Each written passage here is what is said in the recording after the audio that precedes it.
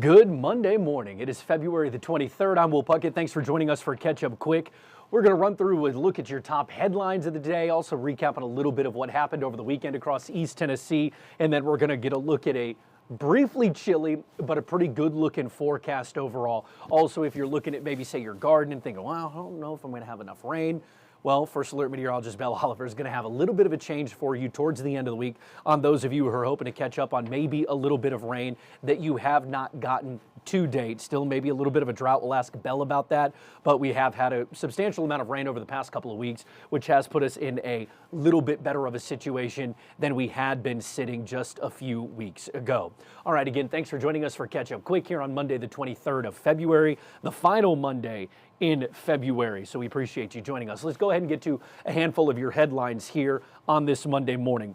Officials with the Knoxville Police Department are telling us they have arrested a young man on a number of charges after a situation at Iams Nature Center that happened over the weekend. The situation most notably happened over Saturday morning and then progressively got going as the investigation unfolded. So officials say this man, who is on your screen right now, has been charged with public indecency, simple assault, disorderly conduct, false imprisonment, and 2 counts of stalking from separate incidents that happened at Iams Nature Center. The 25-year-old's name is Randy Ramirez, and he was actually taken under arrest at his home on Burnhurst Drive and taken into custody by KPD Special Crimes detectives. This happened Sunday evening, so last night.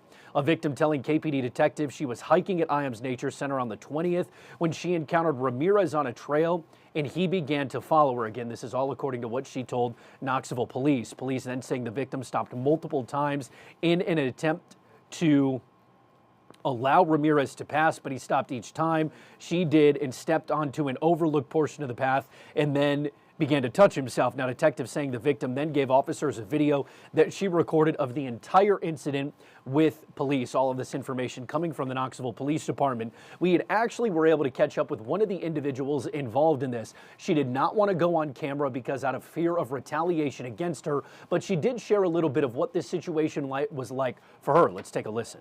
Also just makes me second guess like all the other times that I was like, well, I figured I was safe because I'm in a visible area or, this is a public place or a well-known place.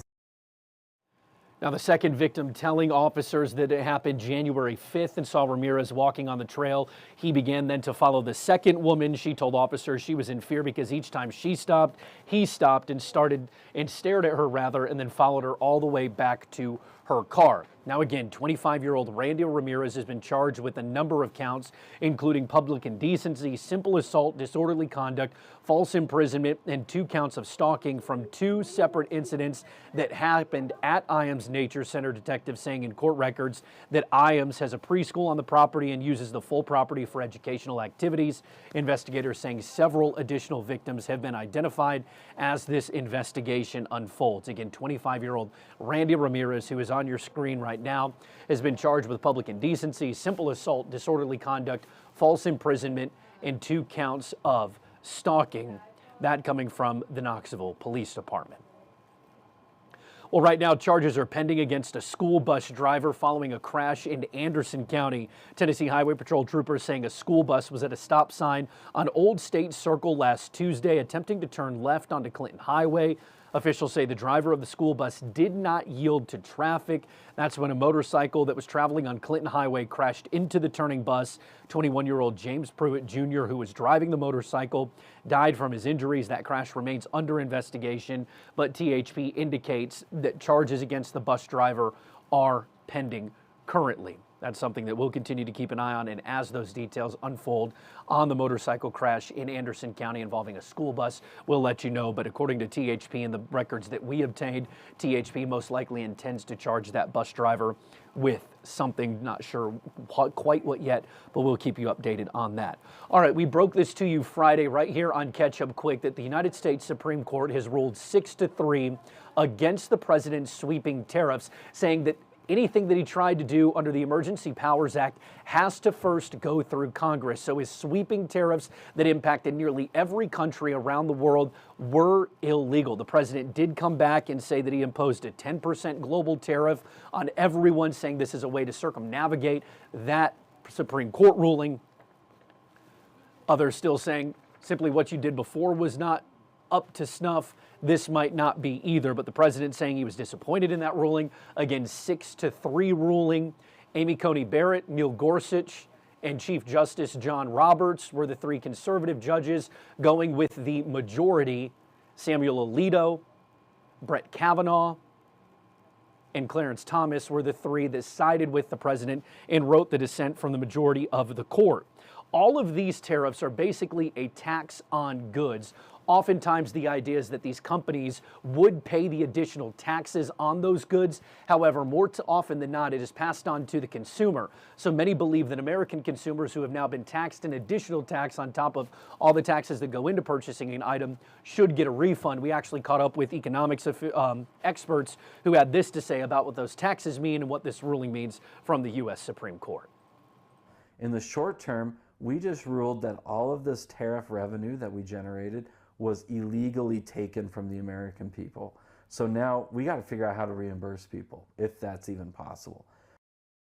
That's Michael Kofed, and a professor of economics at the University of Tennessee. He says the decision of how and who will be reimbursed has been pushed to lower courts. That most likely will take months to figure out. But if you can think of anything that's not 100% made in the United States of America, that had a tariff on it. It impacted plenty of businesses across the country and around the world. Car companies were impacted because some of what they make is not in the U.S., so on and so forth. One industry that was impacted, though, are hair extensions. We actually caught up with a hair extension professional who said she saw her business impacted twofold by those tariffs. I don't think there's a single salon that hasn't been affected by it. From coffee beans to hair extensions, Knoxville businesses are feeling the financial strain that tariffs have imposed. My bread and butter has been extensions for over 10 years. Sarah Buckner is a Knoxville native and seasoned extension specialist. A minimum of 80% of my clientele is extension clientele. With the bulk of her inventory coming from overseas suppliers, Sarah was forced to make changes in how she orders her hair. There was an additional fee of anywhere from $150 to almost $200. That was just tariff fee. Because to take a $400 to $500 hit is just not feasible for any business, any company, any single provider. Now that's changing. The Supreme Court recently ruled that President Trump's sweeping trade tariffs are unconstitutional. But usually what happens is I, as the company, either have to pay a tariff to eat into my profits or pass those on to the consumers like any other tax. Assistant Professor of Economics at the University of Tennessee, Michael Kofed, says if the court orders reimbursement, it could take time to figure out. In the short term, we just ruled that all of this tariff revenue that we generated was illegally taken from the American people. So now we got to figure out how to reimburse people, if that's even possible. But Buckner already created a solution to her tariff troubles. I actually started doing my own research and trying to wholesale extensions myself. So at Knoxville Hair Company, we have our own hair extension brand. Placing 3 orders a day, 5 times a week, she's saving thousands regularly. But for the other businesses impacted that haven't found a solution? Sit tight, see what the lower courts do, and again, we need to encourage our members of Congress to step up to the plate and be responsible. And now, your first alert forecast with meteorologist Belle Oliver. As promised, Belle stepping in here to join us. Hey, David, could we get router 2 linked into that box if you don't mind? Thank you, or Max 2, probably. Belle, how are you? Well, we're getting. I'm good. Listen, it may be my graphic too. I was trying to show that Overcam, but I think the internet's been out. Well, it just might be a little. Oh, probably because it's cold. Probably. The internet is like probably, and it's snowing too. Yeah, it's snowing too. Yeah. We were looking at the Pigeon Forge cams this morning, and I had said something to Sydney. I was like, "Hey, is that snow-covered baseball fields?" And she goes, "Yeah, it might be. Look at that." Yeah, there we go. I mean, come on. Beautiful. Gorgeous. Beautiful. And I've seen stuff as like, dude, we were 70 the other day, and now we're talking snow. Weather whiplash. That's my favorite thing Sydney says, is weather whiplash. And this truly is, because it was 65 Saturday. We dropped 30 degrees going into tomorrow. And then today is just one of those days where I think you need to stay inside. We went out yesterday because we couch potatoed all day Saturday. And so we went out Sunday and took our dog Sunday Grace on a quick little walk around the neighborhood. And my wife Cindy was like, I got to get inside. I'm freezing cold. And I go, I should have put on gloves. My hands are freezing. But for everybody who's like, all right, Belle, no more snow talk, no more cold talk. The good news is the forecast has like 2 days of this and then we're done. Yeah, the good thing is that it's very brief. I mean, there's a look at the radar this morning, a few light snow flurries, especially up towards Tazewell, Sneedville, even probably here too. We've got a lot of low hanging clouds today. So basically today, cold, a few flurries possible. We still have that winter weather advisory in place, and that'll go through tonight as well. Real fast for folks, the difference between winter weather advisory and a winter storm warning. Like, what are we looking at? What does the advisory mean? What's the difference in the thresholds between those? Yeah, basically it's more of kind of like, I guess, more snow. Like a warning is like, okay, it's actually happening. A lot of snow possible, like inches on the ground. For us, it's like, you know, a few flurries here or there. And then in the advisories where we could see like, you know, two to 3 inches in the higher portions of the mountains. And that's basically what's going to happen today is very typical horseshoe effect type of snow where the mountains are really just the bullseye. And a lot of us just staying cloudy and cold today. And I think that's really going to be the big impact for a lot of us is just how cold. This is what it feels like stepping outside right now. 15, you're in Knoxville. 9 in Crossville. I feel like Crossville and Jamestown, they just always get the brunt of this. Yeah, they just hanging out there on their own. They're just dancing. They're like, all right. Yeah, and so basically we're going to see this cold linger pretty much all day today. So my best piece of advice is grab the coat. Get inside and bundle up. Get inside, bundle up. But like you said, thankfully, it is going to be brief because we will be back into the 40s for tomorrow, which is a better improvement than today. And then we're right back into the upper 50s to even low 60s on Thursday. And then the weekend is actually looking really nice, 60s with some sunshine. Now the warm-up does come with a chance of rain, especially a late Wednesday and then going into Thursday too. I think most of Wednesday will be dry. Early Thursday morning, at least, I know that you all are getting different, having a different look at it now at about 10 o'clock is when your new models come in. Still, so 4 a.m. is still roughly, so probably drive time, a little leftover rain Thursday morning. I think drive time would be wet on Thursday. And then it kind of looks like it's going to just be lingering, a big long line of moisture. Thankfully, we're not tracking any severe storms with this, but definitely heavy rain is a possibility on Thursday.